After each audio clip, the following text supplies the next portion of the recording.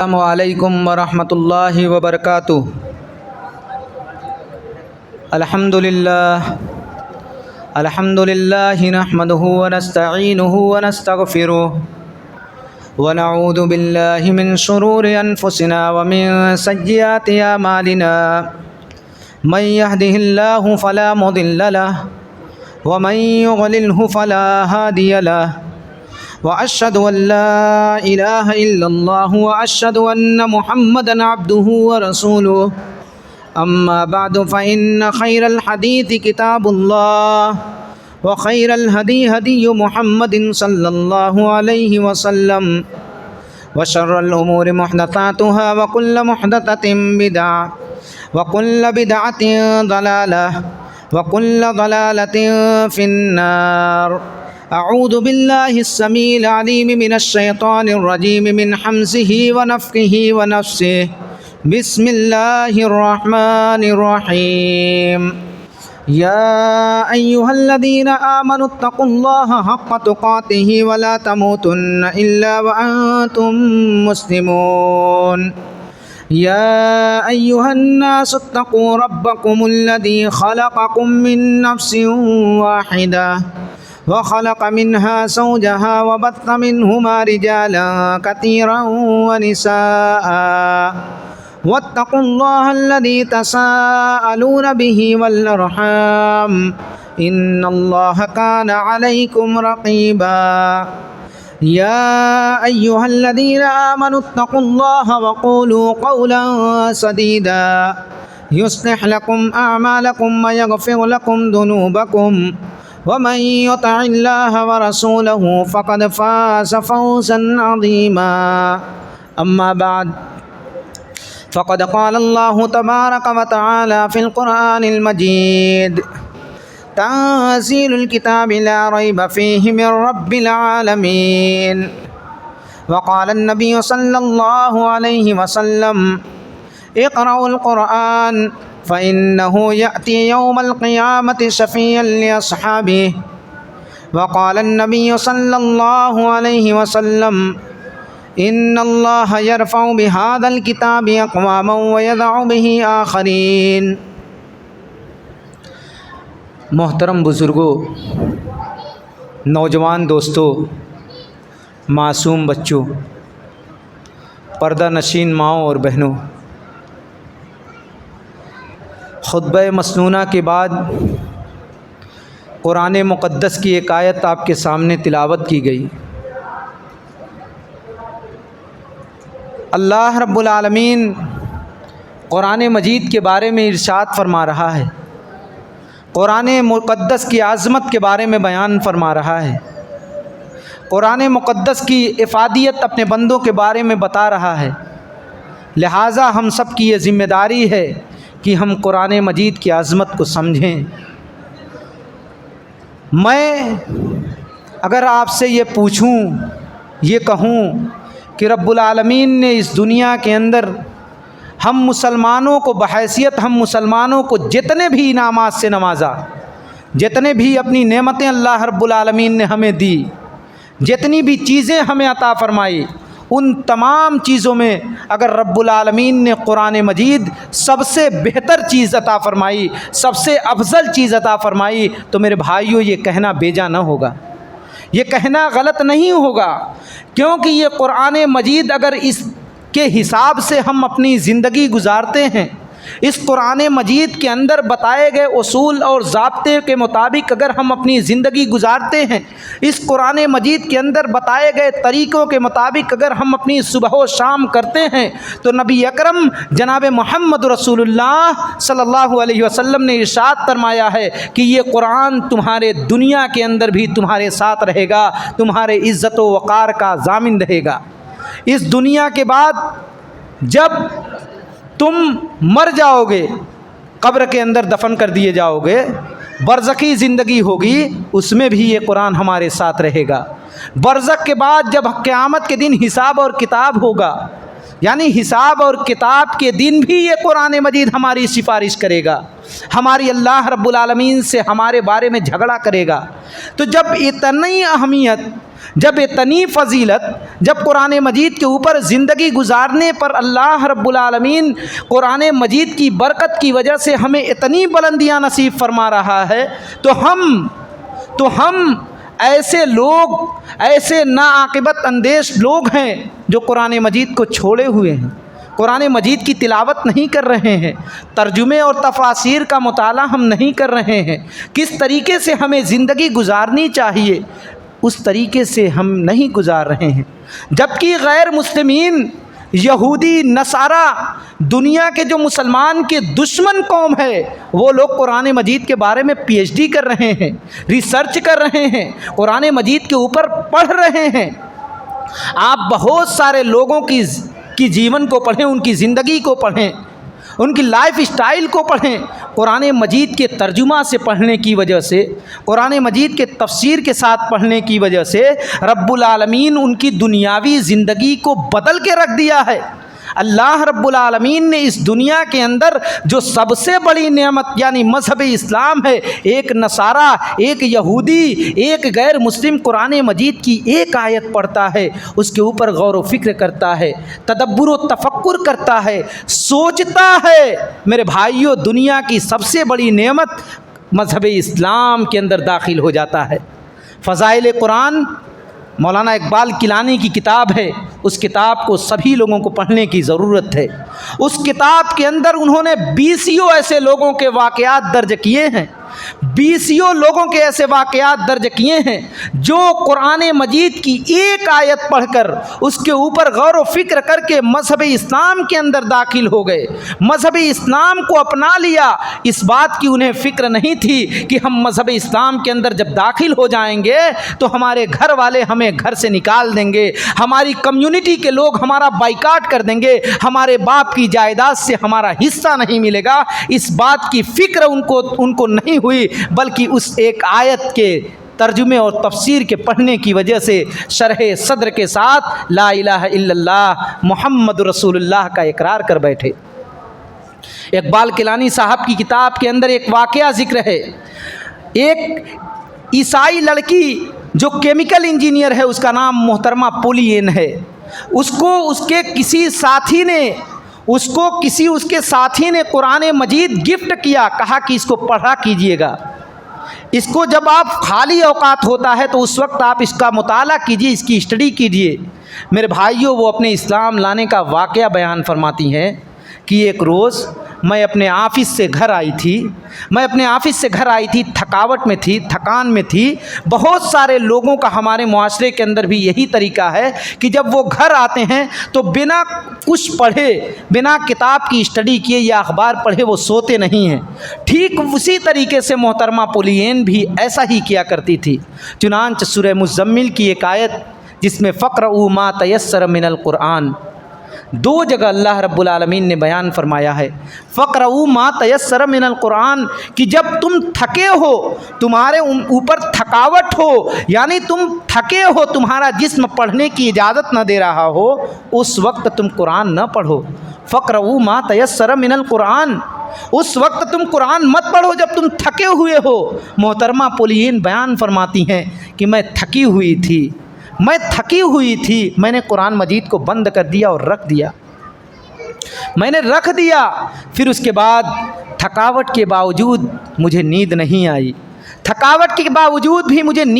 آئی، اور میرے دل کے اندر ایک ہلچل سی مچ گئی، اور صرف بار بار یہی سوال میرے ذہن کے اندر اٹھ رہا تھا کہ یہ کیسی کتاب ہے جو کتاب ہمیں یہ بتا رہی ہے کہ جب تم تھکے ہو تو قرآن اتنا ہی پڑھو جتنا تم آسانی سے پڑھ سکتے ہو، جب تم تھکے ہو تو قرآن کا مطالعہ اتنا ہی کرو جتنا تم آسانی سے کر سکتے ہو۔ وہ آگے بیان فرماتی ہیں کہ اس کے بعد میرا شغف، میری دلچسپی قرآن مجید سے مزید مضبوط ہو گئی۔ پھر اس کے بعد میں کنٹینیو اس کو قرآن مجید کو پڑھنا شروع کر دیا، میں اس قرآن مجید کی تلاوت کرنا شروع کر دی۔ پھر اس کے بعد ایک دن میں سورہ نور کی اس آیت پر پہنچی جس میں اللہ رب العالمین بیان فرماتا ہے کہ انسان کی تخلیق اس نے کیسے کی، انسان کو اس نے کیسے پیدا کیا، انسان کو پے در پے اللہ رب العالمین نے کیسے پیدا کیا۔ سورہ نور کے اندر 12 اور 14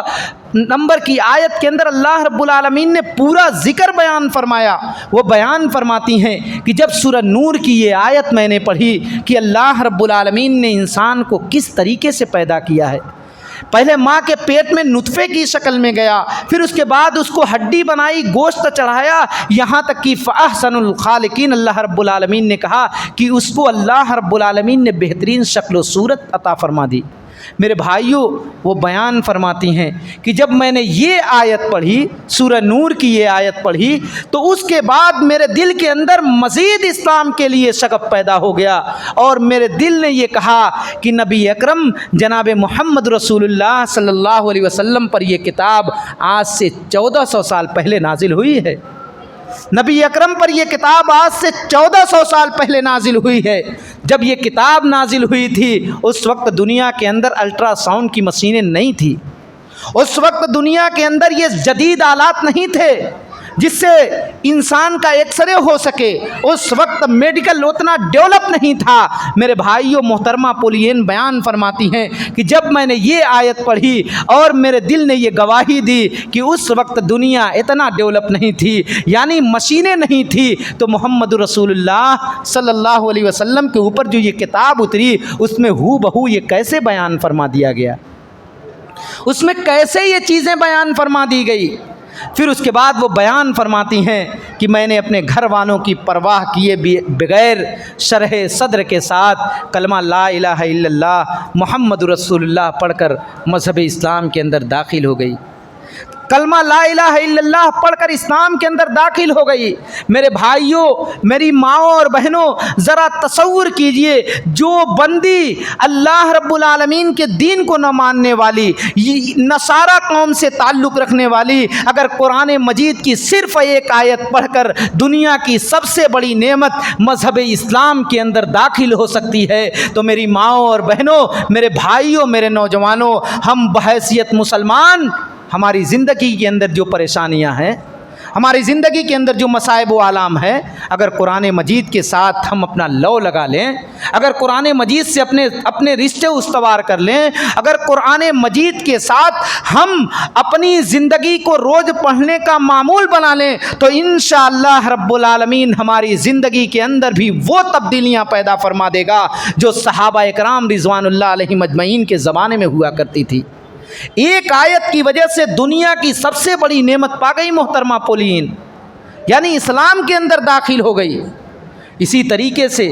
جب صحابہ اکرام رضوان اللہ علیہم اجمعین قرآن مجید کے اوپر عمل کرنے والے تھے، قرآن مجید کو اپنا بوریا بسترا بنائے ہوئے تھے،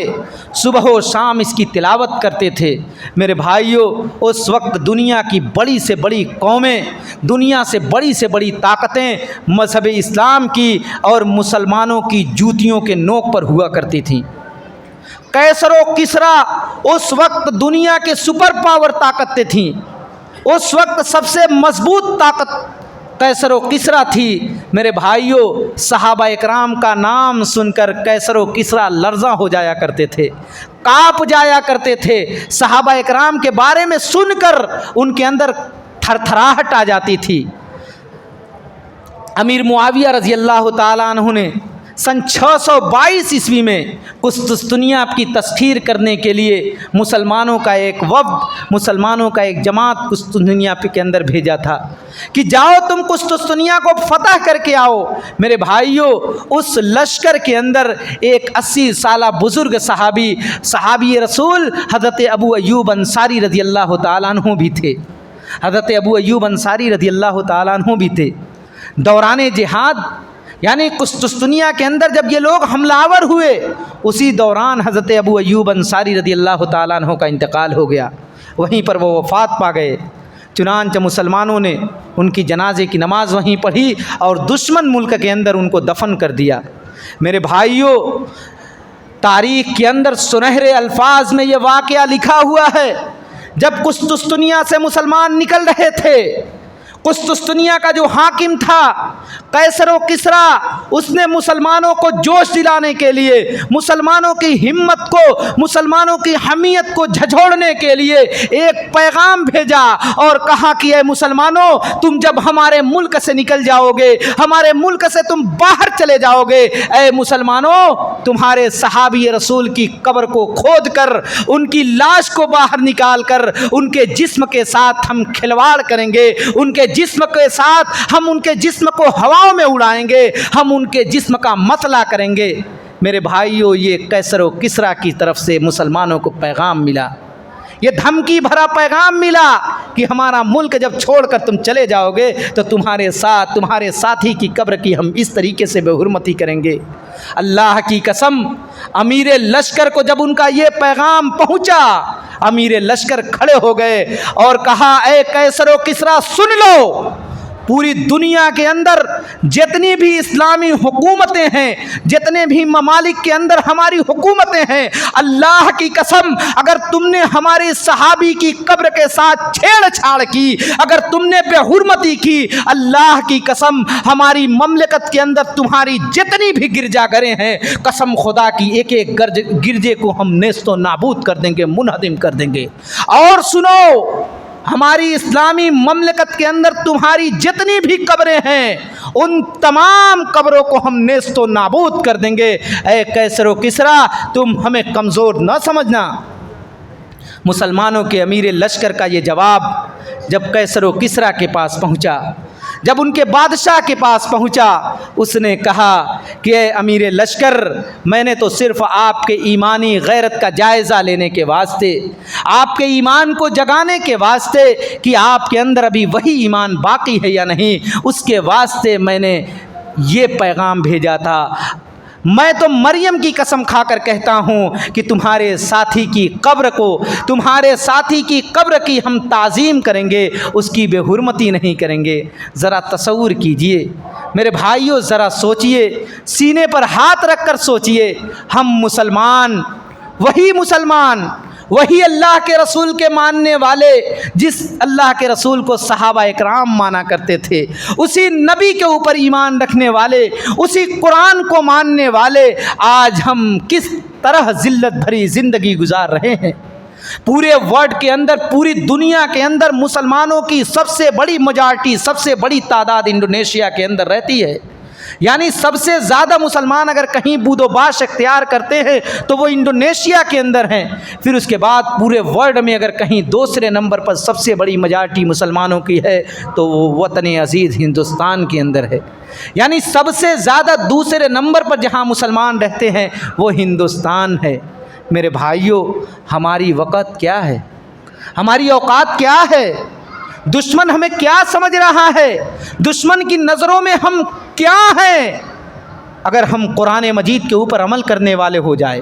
अगर हम कुरान मजीद को पढ़ने वाले हो जाए, अगर हम कुरान मजीद के ऊपर अमल करने वाले हो जाएं, तर्जुमे और तफसीर के साथ पढ़ने वाले हो जाएं, कसम अल्लाह की, वही दिन अल्लाह रब्बुल आलमीन हमें फिर नसीब फरमाएगा। क्यों? नबी अकरम सल्लल्लाहु अलैहि वसल्लम का इरशाद है, इन्नल्लाह यरफ़उ बिहादल किताबि अक़वामम व यज़उ बिही आख़रीन, कि इस किताब के ज़रिया,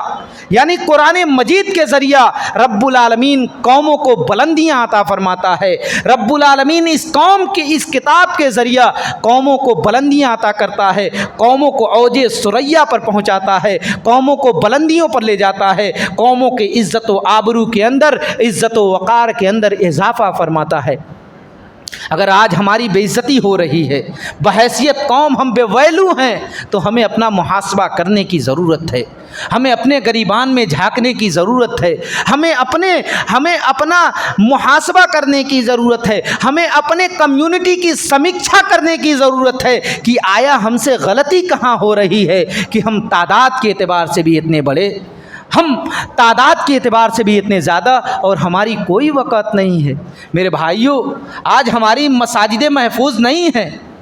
آج ہمارے مدارس محفوظ نہیں ہیں، آج ہمارے مکاتب محفوظ نہیں ہیں۔ آنے والی نسلوں کی ایمان کی فکر کرنے کی ہمیں ضرورت ہے، اس لیے کہ جب ہماری مساجد محفوظ نہیں ہوگی تو ہمارے بچے دین کہاں سے سیکھیں گے؟ جب ہمارے مکاتب اور مدارس مضبوط نہیں رہیں گے تو ہمارے بچوں کو کلمہ لا الہ الا اللہ محمد رسول اللہ کے معنی اور مفاہیم سمجھائے گا کون؟ نماز کا طریقہ بتائے گا کون؟ نماز کے ڈھنگ بتائے گا کون؟ ہماری جو اجتماعیت ہے مساجد کے اندر ہوتی ہے اس کے بارے میں بتائے گا کون؟ لہٰذا ہمیں ضرورت اس بات کی ہے، ہمیں اس بات کی ضرورت ہے کہ ہم سب مل بیٹھ کر سوچیں کہ آخر غلطی کہاں ہو رہی ہے، اگر ہم سے خطا کہاں ہو رہی ہے۔ میرے بھائیوں، ہمیں اپنا محاسبہ کرنے کی ضرورت ہے۔ یہ قرآن مجید جس کے بارے میں نے آپ سے بتایا،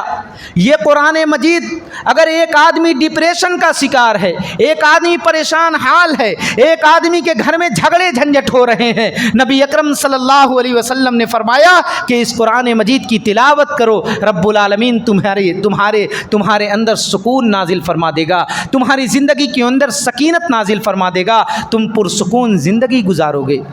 آج نیند نہیں آتی ہے لوگوں کو، ٹیبلیٹ کھا لیتے ہیں، گھر میں انبن ہے، باپ بیٹے میں جھگڑے ہیں، ماں بیٹی میں جھگڑے ہیں۔ میرے بھائیوں، قرآن مجید کی طرف لو لگا لو، انشاءاللہ اللہ رب العالمین سب کچھ دور فرما دے گا۔ یہ قرآن مجید جو لوگ پڑھانے والے ہیں، قرآن مجید کی جو لوگ درس و تدریس کرنے والے ہیں، میرے بھائیوں، اللہ کے رسول صلی اللہ علیہ وسلم نے فرمایا خیرکم من تعلم القرآن وعلمہ، کہ اس روئے زمین پر اگر کوئی سب سے بہتر تعلیم و تربیت کا کام ہے تو وہ قرآن مجید کی تعلیم ہے، قرآن مجید کو پڑھنا اور پڑھانے کا کام ہے۔ اگر ایک بندہ مومن، ایک طلبہ اپنے گھر سے نکلتا ہے قرآن مجید کی تعلیم حاصل کرنے کی غرض سے، ایک بندہ اپنے گھر سے نکلنا ہے قرآن مجید کو پڑھنے کی وجہ سے، تو میرے بھائیوں، نبی اکرم جناب محمد رسول اللہ صلی اللہ علیہ وسلم نے فرمایا والحیتان فی جو الماء، کہ مچھلیاں سمندر میں اس پڑھنے والے بچے کے حق میں استغفار کی دعا کرتی رہتی ہیں۔ یعنی ایک بچہ اپنے گھر سے کلام پاک لے کر نکلتا ہے، اللہ رب العالمین کی مقدس کتاب لے کر نکلتا ہے، سمندر میں مچھلیاں ہیں، وہ مچھلیاں اس بچے کے لیے، اس طلبہ کے لیے، اس قرآن مجید کے پڑھنے والے کے لیے استغفار کی دعا کرتی رہتی ہیں۔ میرے بھائیوں، آج ہماری زندگی کے اندر کتنی پریشانیاں ہیں، کتنی پریشانیاں ہیں،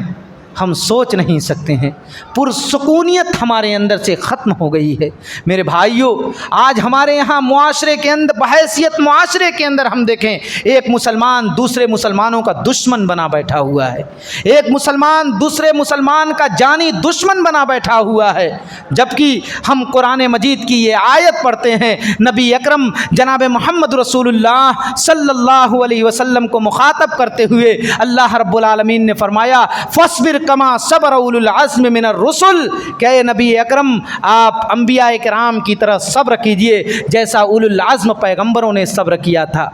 میرے بھائیوں،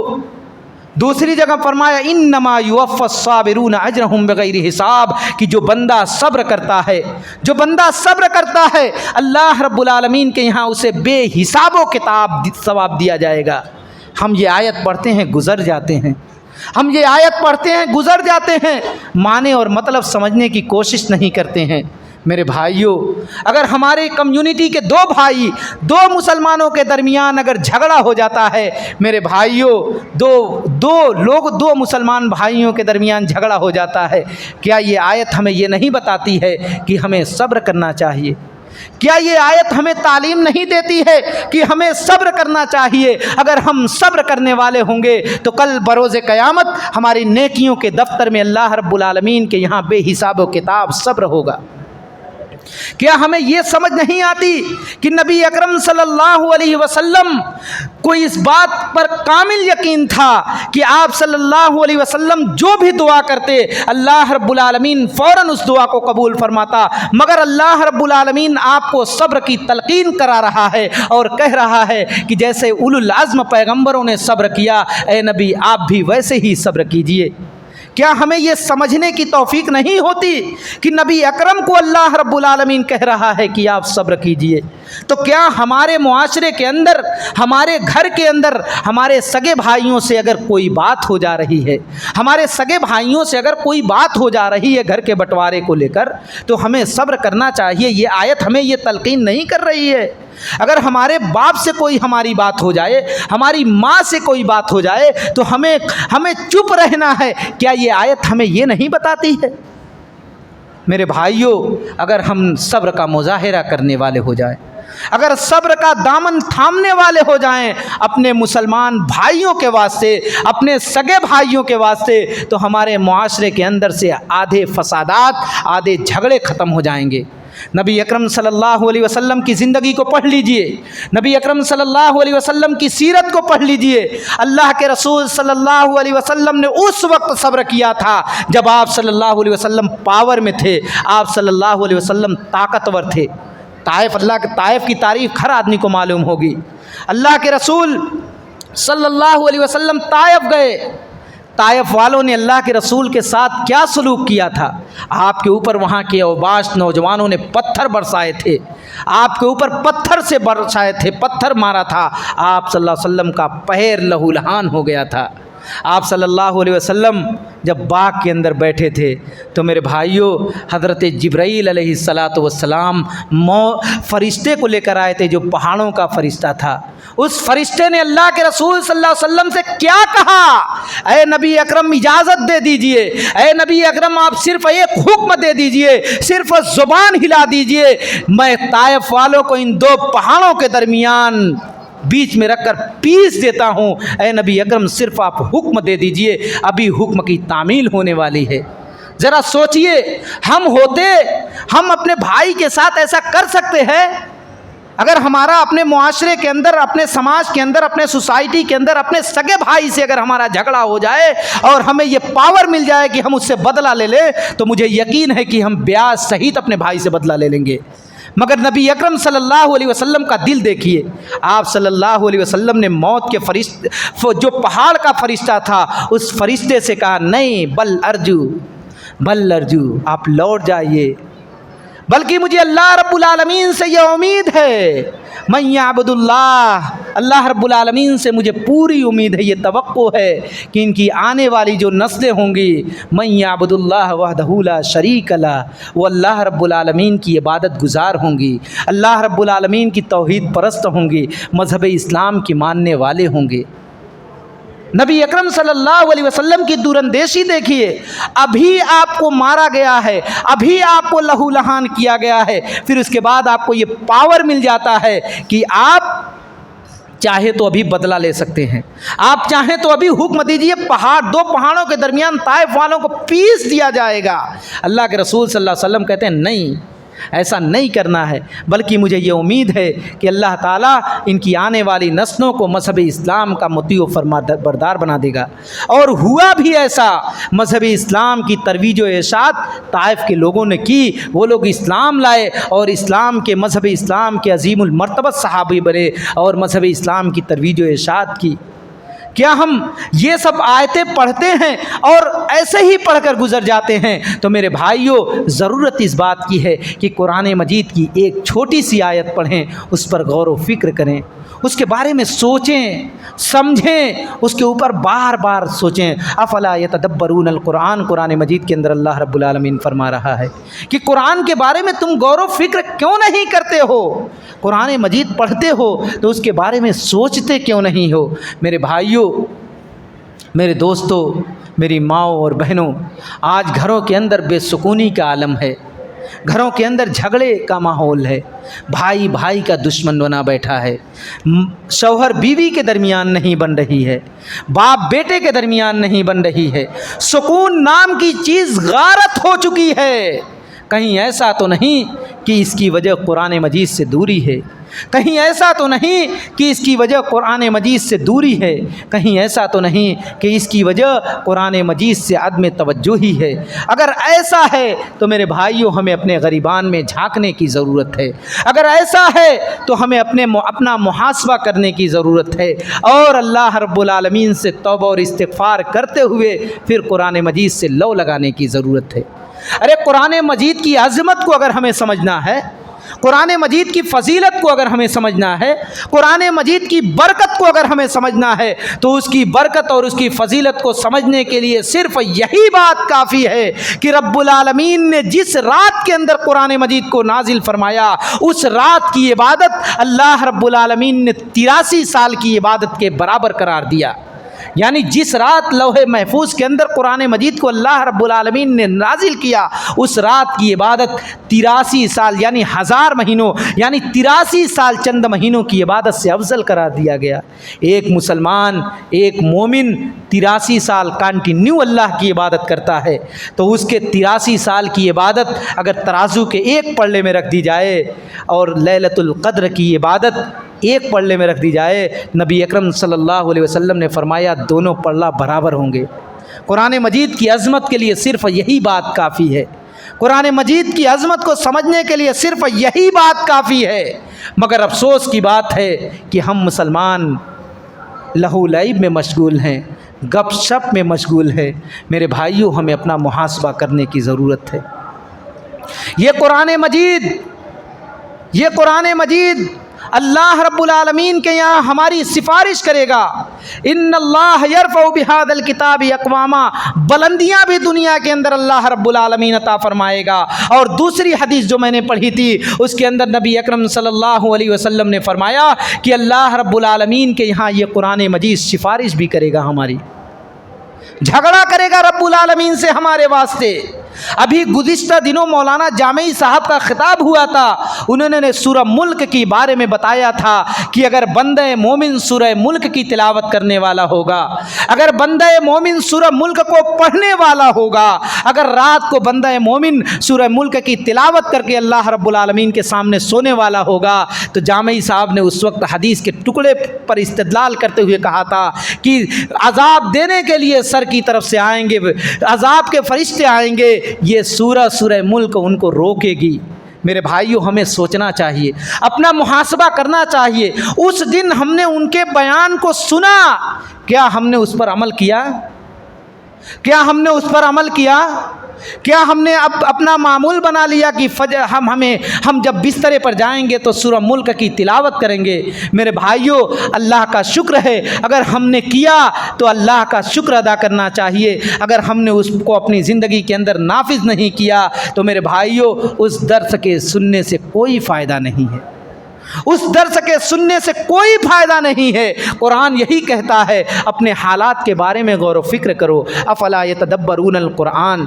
یعنی ہم نے ان سے یہ بات جب سنی کہ سورہ ملک کی تلاوت عذاب قبر سے بچاتی ہے، تو اس سننے کے بعد ہماری یہ ذمہ داری بن جاتی ہے کہ ہم جب بھی سونے جائیں تو سورہ ملک کی تلاوت کریں، سورہ ملک پڑھ کر سوئیں، تب ہم قبر کے عذاب سے نجات پا سکتے ہیں۔ اگر ہم نے اس پر عمل کیا تو بہت اچھی بات، اگر ہم نے عمل نہیں کیا تو میرے بھائیوں ہمیں اپنا محاسبہ کرنے کی ضرورت ہے،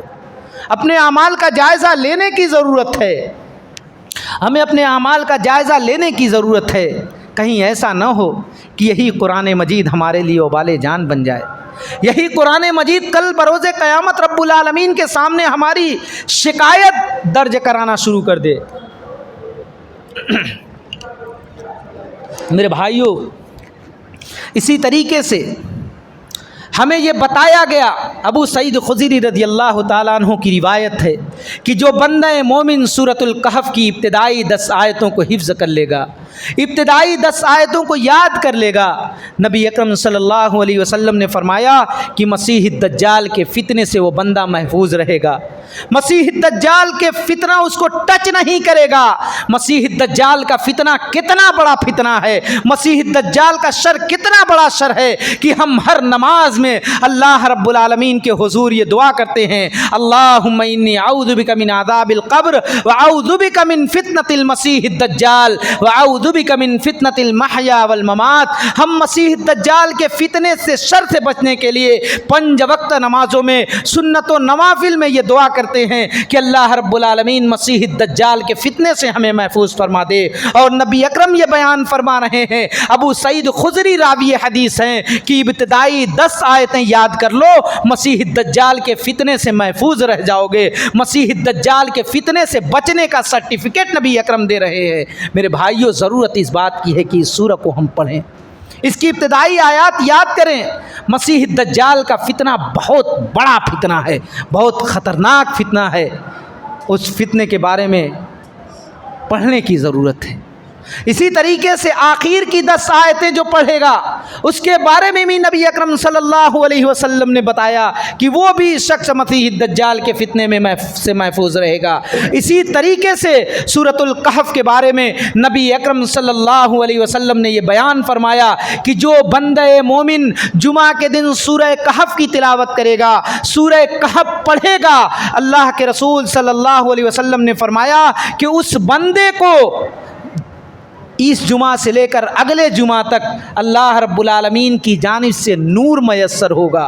अल्लाह रब्बुल आलमीन उसको रोशनी अनायत फरमाएंगे जिसकी वजह से वो हिदायत पाएगा, यानी हमारी हिदायत का सामान पैदा हो जाएगा, हिदायत का सामान बन जाएगा। मेरे भाइयों, सूरह कहफ कितने लोग हैं जो जुमा को तिलावत करते हैं? हमारी माएँ और बहनें अपना मुहासबा करें, सोचें कि कितने दिन हम सूरह कहफ, कितने बार हम जुमा के दिन पढ़ते हैं। मेरे भाइयों, अगर हमें मालूम नहीं था तो कोई बात नहीं, अगर मालूम था अपनी तिलावत नहीं कर रहे थे तो अपने मुहासबा करने की ज़रूरत है। और मज़ीद अल्लाह रब्बुल आलमीन से इस बात की दुआ करने की ज़रूरत है कि रब्बुल आलमीन हमें कुरान मजीद की जो सूरतुल कहफ की फ़जीलत है, उस फ़जीलत को हासिल करने के लिए हमें ये तौफीक इनायत फरमा दे कि रब्बुल आलमीन हम हर जुमा को इसकी तिलावत को अपना मामूल बना लें। इब्तिदाई 10 आयत रब्बुल आलमीन हमें हिफ्ज़ करा दे, आखिर की 10 आयत हमें पढ़ने की तौफीक इनायत फरमा दे। इसी तरीके से सूरतुल मुल्क, जिसके बारे में बताया गया कि ये सूरतुल मुल्क क़यामत के दिन कब्र के अज़ाब से बचाने के लिए हमारे साथ होगी, कब्र से हमें सेफ्टी फराहम करेगी। इस सूरह के बारे में भी हमें चाहिए कि हम इस सूरह को भी अपने मामूलात में दाखिल कर लें और इस सूरह की भी तिलावत करें और इसको ज़ुबानी हिफ्ज़ कर लें। मेरे भाइयों, कुरान मजीद अल्लाह रब्बुल आलमीन की अज़ीम किताब है। कुरान मजीद अल्लाह रब्बुल आलमीन की बाबरकत किताब है। कुरान मजीद को आज हमने अपनी ताकों की जीनत बना कर रख दिया है। कुरान मजीद को आज हमने अलमारियों की जीनत बना कर रख दिया है, जबकि होना तो ये चाहिए कि उस कुरान मजीद की सुबह व शाम हम तिलावत करते, काल अल्लाह व काल रसूल की सदाएं हमारे घरों से निकलती, मगर अफसोस कि हमारे यहाँ से ये सब माहौल मफकूद होता चला जा रहा है। हमें अपने गरीबान में झांकने की ज़रूरत है। मेरे भाइयों, ये कुरान मजीद जो बाबरकत किताब है, सहाबा इकराम रिज़वानुल्लाह अलैहिम अजमईन के ज़माने में, जब हज़रत उमर इब्न ख़त्ताब रज़ी अल्लाह ताला अन्हु के ज़माने में जब वो किसी सहाबी को कहीं गवर्नर बनाते थे, कहीं उसको किसी ओहदे पर फायज़ करते थे, तो उमर इब्न ख़त्ताब रज़ी अल्लाह ताला अन्हु की ये मेरिट थी कि वो शख्स आलिम कुरान होना चाहिए या हाफिज़ कुरान होना चाहिए, यानी वो शख्स हाफिज़ होना चाहिए या आलिम कुरान होना चाहिए, तब वो कहीं का गवर्नर बन सकता है। इसी तरीके से खलीफा दोम हज़रत उमर इब्न ख़त्ताब रज़ी अल्लाह ताला अन्हु की काबीना में, उनकी कैबिनेट में जितने भी वज़ीर थे, जितने भी मंत्री थे, जितने भी सहाबा इकराम थे, वो तमाम के तमाम या तो हाफिज़ कुरान थे या आलिम कुरान थे। ये मर्तबा था सहाबा इकराम के ज़माने में, आलिमों का, कुरान के मानने वालों का। आज हम कहाँ पर खड़े हुए हैं? आज हम किस जगह पर खड़े हुए हैं? मेरे भाइयों, आज हमारी ज़िल्लत व खारी का अगर कोई सबब है तो मेरी समझ से ये कुरान मजीद से दूरी है। लिहाजा हमें चाहिए कि हम कुरान मजीद को अपनाने की कोशिश करें। کل بروز قیامت اللہ رب العالمین کے سامنے اگر یہ استغاثہ پیش ہو جائے، یہ مقدمہ کوئی پیش ہو جائے قرآن کی طرف سے کہ یہ میری قوم ہے جس نے قرآن کو چھوڑ دیا تھا، میرے بھائیوں ہم کیا جواب دیں گے؟ ہم اللہ کے سامنے یہ نہیں کہہ سکتے کہ عربین ہماری زبان نہیں ہے، میرے بھائیوں اردو میں ترجمے تو موجود ہیں، ہماری جو مادری زبان ہے اس زبان میں تو قرآن مجید کی تفسیر موجود ہے۔ اللہ کا شکر ہے ہم پڑھنا جانتے ہیں، لکھنا جانتے ہیں، اس وقت ہم رب العالمین کے سامنے کیا جواب دیں گے؟ ہمیں اپنے بارے میں سوچنے کی ضرورت ہے۔ اگر اب تک ہم نے قرآن مجید کو تفسیر کے ساتھ نہیں پڑھا، ترجمے کے ساتھ نہیں پڑھا، تو میرے بھائیوں اس بات کا ہمیں عہد کرنا ہوگا کہ انشاءاللہ ہم ضرور بھی ضرور قرآن مجید کو ترجمے اور تفسیر کے ساتھ پڑھیں گے، ضرور بھی ضرور انشاءاللہ ہم قرآن مجید کو ترجمے اور تفسیر کے ساتھ پڑھیں گے، قرآن کو سمجھ کر پڑھیں گے، قرآن کے اندر جو طریقے بتائے گئے ہیں زندگی گزارنے کے، اس طریقے کے مطابق زندگی گزارنے کی کوشش کریں گے۔ قرآن مجید ہماری زندگی گزارنے کا بکلیٹ ہے، کتابچہ ہے، اگر اس کے مطابق زندگی گزاریں گے تو ہماری زندگی پرسکون زندگی ہوگی۔ اس کی مثال آپ اس طریقے سے سمجھ سکتے ہیں،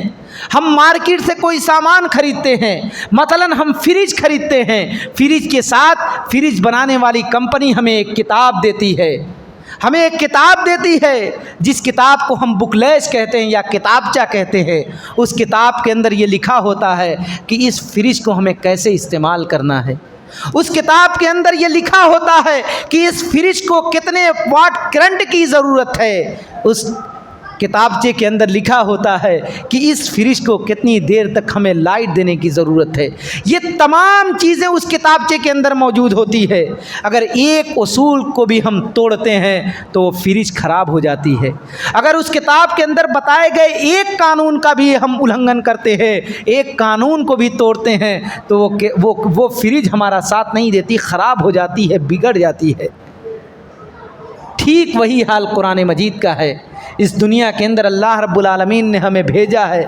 تو دنیا کے اندر پرسکون زندگی گزارنے کے لیے ایک کتاب بھی دی ہے، ایک کتابچہ بھی دیا ہے کہ اس کتابچے کے مطابق اپنی صبح و شام کرنا، اسی کے حساب سے اپنی زندگی گزارنا، اسی کتاب کے حساب سے اپنے بود و باش اختیار کرنا، اپنے پڑوسیوں سے تعلق رکھنا، اپنے رشتہ داروں سے تعلق رکھنا، اپنے بیویوں کے حقوق ادا کرنا۔ اگر اس سے ہٹے تو زندگی بے سکونی ہو جائے گی، زندگی کے اندر سے سکون اور اطمینان ختم ہو جائے گا۔ آج ہم سب اس کا محاسبہ کر رہے ہیں، آج ہم سب اس کا محاسبہ کر رہے ہیں۔ میرے بھائیوں، قرآن مجید کے اندر اللہ رب العالمین نے فرمایا وَمَنْ أَعْرَضَ عَنْ ذِكْرِي فَإِنَّ لَهُ مَعِيشَةً ضَنْكًا، کہ جو لوگ میرے ذکر کے سے اعراض کریں گے، جو لوگ میرے ذکر سے منہ موڑیں گے، روح گردانی کریں گے دنیا کے اندر، ان کی زندگی وَمَنْ أَعْرَضَ عَنْ ذِكْرِي فَإِنَّ لَهُ مَعِيشَةً ضَنْكًا، ان کی زندگی پریشان حال والی زندگی ہوگی، ان کی زندگی تکلیف دہ زندگی ہوگی۔ آج تکلیف صرف اسی کا نام نہیں ہے کہ ہمارے جیب میں پیسہ ہے تو ہم خوش ہیں، ہماری جیب میں پیسہ ہے، ہماری بیوی سے ہماری نہیں بن رہی ہے، ہمارے بھائی سے ہماری انبن ہے۔ میرے بھائیوں، وہی ہے معیشت ضنکا، وہی ہے تکلیف دہ زندگی، وہی ہے تکلیف دہ زندگی۔ اسی کو اللہ رب العالمین نے کہا وَمَنْ أَعْرَضَ عَنْ ذِكْرِي فَإِنَّ لَهُ مَعِيشَةً ضَنْكًا وَنَحْشُرُهُ يَوْمَ الْقِيَامَةِ أَعْمَىٰ۔ لہٰذا ضرورت اس بات کی ہے کہ اب تک بہت ہو چکا، اب ہم اللہ رب العالمین کے حضور، اللہ رب العالمین کی طرف لو لگائیں اور اپنی گناہوں سے معافی مانگیں اور اس بات کا عہد کریں کہ ہم اپنی بقیہ زندگی انشاءاللہ قرآن کے مطابق اپنی زندگی کو گزاریں گے، قرآن مجید کو سمجھ کر پڑھنے کی کوشش کریں گے، غور و فکر کے ساتھ پڑھیں گے، تدبر و تفکر کے ساتھ پڑھیں گے۔ میرے بھائیوں،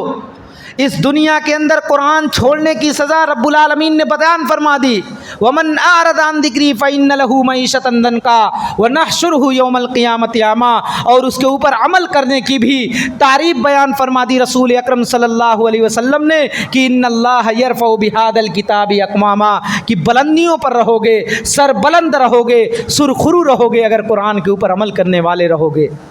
میرے بھائیوں، ہم مر جائیں گے، قبر کے اندر دفن کر دیے جائیں گے، قبر کے اندر جب ایک بندہ مومن دفن کیا جاتا ہے تو وہاں سے لے کر بروز قیامت تک جب تک ایک بندہ قبر کے اندر رہتا ہے، رسول اکرم صلی اللہ علیہ وسلم نے فرمایا کہ اس زمانے کو برزخی زندگی کہا جاتا ہے، اس زمانے کو برزخی زندگی کہا جاتا ہے۔ رسول اکرم صلی اللہ علیہ وسلم نے فرمایا کہ ایک بندہ مومن جب قبر کے اندر دفن ہوتا ہے تو منکر نکیر آتے ہیں، سوال و جواب کرتے ہیں، منکر نکیر پوچھتے ہیں من ربک ما دینک من نبیک، کہ تیرا رب کون ہے، تیرا دین کون ہے، تیرے نبی کون ہے۔ میرے بھائیوں، اگر وہ بندہ مومن قرآن مجید کے اوپر عمل کرنے والا ہے تو فوراً جواب دے دیتا ہے ربی اللہ دینی الاسلام نبینا محمد صلی اللہ علیہ وسلم۔ فرشتے خوش ہو جاتے ہیں، فرشتے خوش ہو جاتے ہیں، کہتے ہیں وما یدریک، تمہیں ان سوالات کے جواب کہاں سے معلوم ہوئے،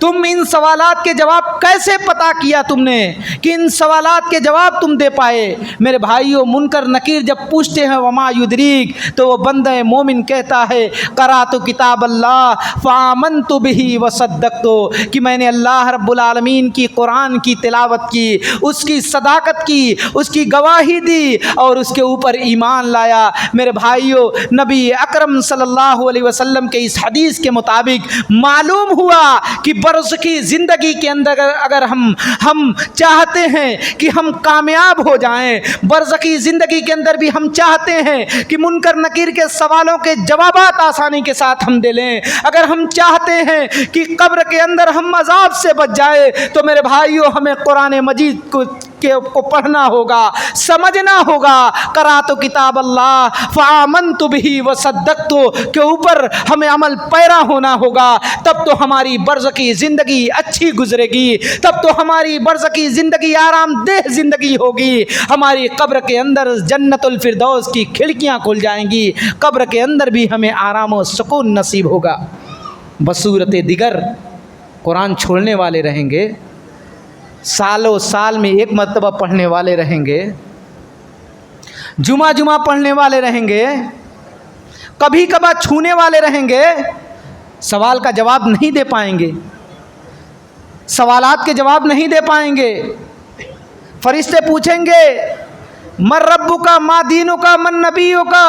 صرف ہائے افسوس لا ادری کہتے رہ جائیں گے۔ میرے بھائیوں، فرشتے اس وقت دو ٹوک جواب دیں گے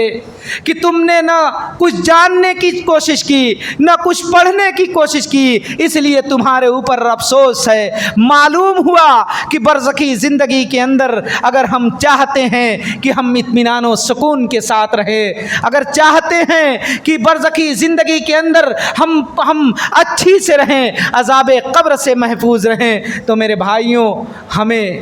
قرآن مجید کے اوپر عمل کرنا ہوگا، قرآن مجید کی تلاوت کرنی ہوگی، اس کی صداقت کی گواہی دینی ہوگی، اس کے اوپر ایمان رکھنا ہوگا۔ برزخی زندگی کے بعد آخرت، قیامت کے دن اللہ رب العالمین کے سامنے حساب و کتاب ہوگا۔ اگر ہم قرآن مجید کے اوپر عمل کرنے والے ہوں گے، قرآن مجید کے اوپر عمل کرنے والے ہوں گے تو وہاں بھی کامیاب ہو جائیں گے۔ اگر عمل کرنے والے نہیں ہوں گے، پڑھنے والے نہیں ہوں گے، عمل کرنے والے نہیں ہوں گے، غور و فکر کرنے والے نہیں ہوں گے، نبی اکرم صلی اللہ علیہ وسلم نے فرمایا وہاں 4 سزائیں دی جائیں گی۔ آخرت میں 4 سزائیں دی جائیں گی تارک قرآن کو، قرآن مجید چھوڑنے والے کو۔ پہلی سزا یہ ہوگی، قرآن مجید نے بیان فرمایا ومن اعرض عن ذکری فإن له معیشۃ ضنکا ونحشرہ یوم القیامۃ اعمی، کہ اللہ رب العالمین اس کی دنیاوی زندگی کو پریشانی والی زندگی بنا دے گا، اور ونحشرہ یوم القیامۃ اعمی، اور قیامت کے دن اللہ رب العالمین اس کو اندھا کر کے اٹھائے گا۔ جب اللہ رب العالمین قیامت کے دن اس کو اندھا کر کے اٹھائے گا تو وہ کہے گا اے اللہ، میں تو دنیا کے اندر دیکھنے والا تھا، میرے اندر تو دیکھنے کی صلاحیت تھی، میں اندھا کیسے ہو گیا؟ یعنی قیامت کے دن پہلی سزا تارک قرآن کو یہی دی جائے گی کہ وہ اندھا ہو جائے گا۔ دوسری سزا، نبی اکرم صلی اللہ علیہ وسلم موجود ہوں گے، اللہ رب العالمین کے دربار میں نبی اکرم صلی اللہ علیہ وسلم تارک قرآن کے بارے میں کہیں گے وقال الرسول یا رب ان قوم اتخذوا هذا القرآن مہجورا، کہ اللہ رب العالمین یہ میری قوم ہے جس نے قرآن مجید کو چھوڑ دیا تھا، اے اللہ رب العالمین یہ میری امت ہے جس نے قرآن مجید کو چھوڑ دیا تھا، قرآن مجید کو ترک کر دیا تھا۔ یہ دوسری سزا ہوگی۔ تیسری سزا کیا ہوگی؟ تیسری سزا یہ ہوگی کہ قرآن مجید خود اللہ رب العالمین کے دربار میں، قرآن مجید خود اللہ رب العالمین کے دربار میں بندے کے خلاف استغاثہ دائر کرے گا اور کہے گا القرآن حجت لک او علیک، یہ قرآن مجید ہے جو تیرے حق میں گواہی دے گا یا تیرے خلاف گواہی دے گا۔ اگر ہم قرآن کے پڑھنے والے ہوں گے تو قرآن ہمارے حق میں گواہی دے گا، اگر پڑھنے والے نہیں ہوں گے، چھوڑنے والے ہوں گے، ترک کرنے والے ہوں گے تو ہمارے خلاف گواہی دے گا۔ چوتھی سزا کیا ہوگی؟ نبی اکرم صلی اللہ علیہ وسلم خود ہمارے خلاف استغاثہ کریں گے، قرآن خود ہمارے خلاف ہوگا۔